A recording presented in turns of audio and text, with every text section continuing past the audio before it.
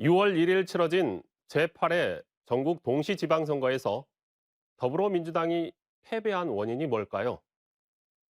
민주당은 패배 원인 분석보다는 오는 8월 전당대회에서 당권을 누가 잡느냐를 놓고 서로 헐뜯느라 여념이 없습니다.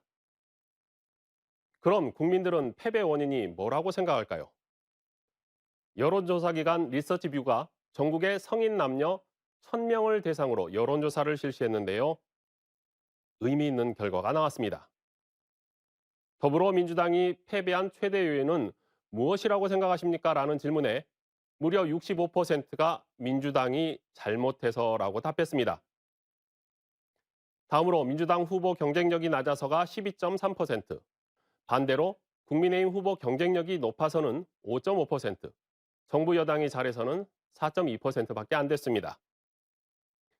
공감이 가는 결과죠. 그런데 진짜 재밌는 결과는 국민의힘이 승리한 최대 요인은 무엇이라고 생각하십니까? 라는 질문입니다. 민주당이 잘못해서라는 답변이 64.2%에 달했습니다.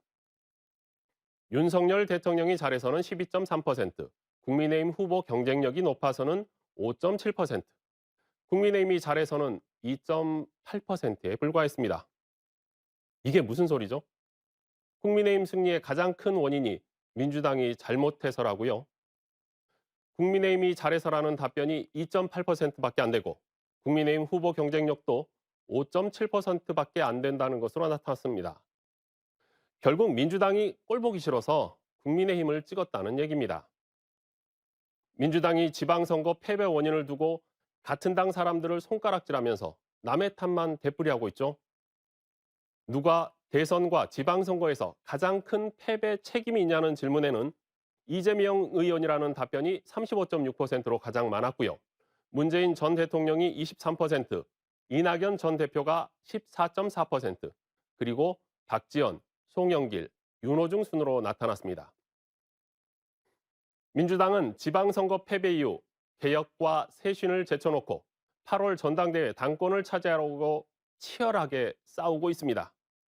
특히 이재명 의원의 당대표 출마를 놓고 말들이 많습니다.